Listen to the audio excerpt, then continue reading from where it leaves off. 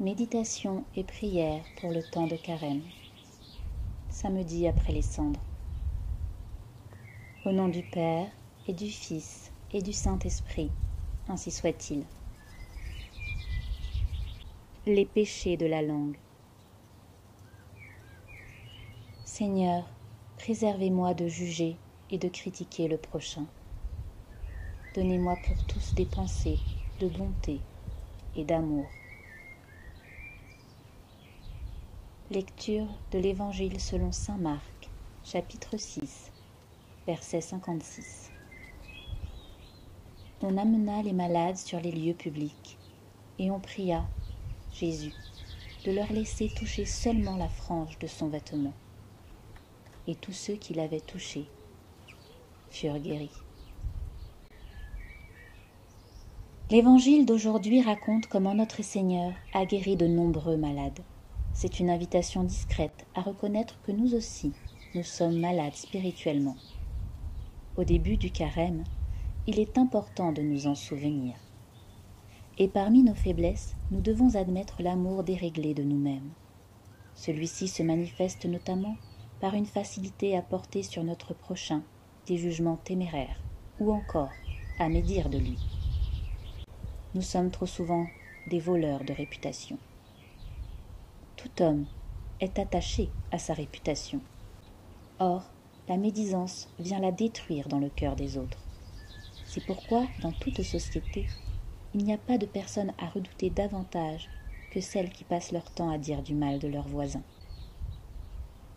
On ne mesure pas toujours la gravité de médisances que l'on croit inoffensives, ou de certaines calomnies. Une simple médisance qui tombe dans une oreille mal intentionnée, quel désastre! On raconte que saint Philippe Néri donna un jour pour pénitence à une personne qui venait de s'accuser de médisance de plumer un poulet sur son chemin de retour. Curieuse pénitence. Et 15 jours plus tard, alors qu'elle s'accusait du même péché, le confesseur lui dit « Maintenant, pour votre pénitence, vous allez ramasser les plumes. » Voyant l'impossibilité de retrouver toutes les plumes dispersées, la femme comprit qu'une simple médisance, en se transmettant de bouche à oreille, pouvait également produire des méfaits insoupçonnés et bien difficiles à réparer. Seigneur Jésus, je reconnais que je n'ai pas toujours été exempt moi-même de ce défaut. Aidez-moi à profiter de ce carême pour éviter les péchés de la langue. Je prends notamment la résolution de me taire quand la réputation de mon prochain sera en jeu, et de réparer, autant que je le pourrai, mes fautes passées. Prions et supplions le Seigneur afin que, durant cette journée, il nous préserve de tout ce qui peut nous nuire, qu'il mette à notre langue un frein qui la modère, de peur que les accents de l'horrible discorde ne viennent à retentir.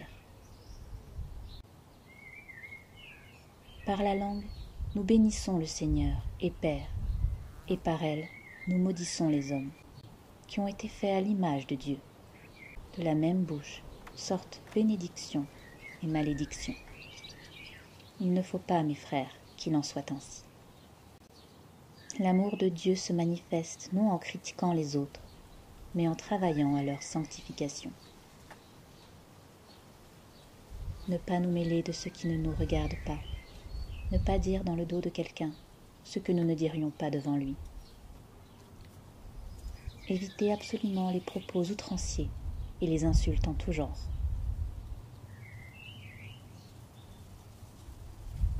Au nom du Père, et du Fils, et du Saint-Esprit, ainsi soit-il.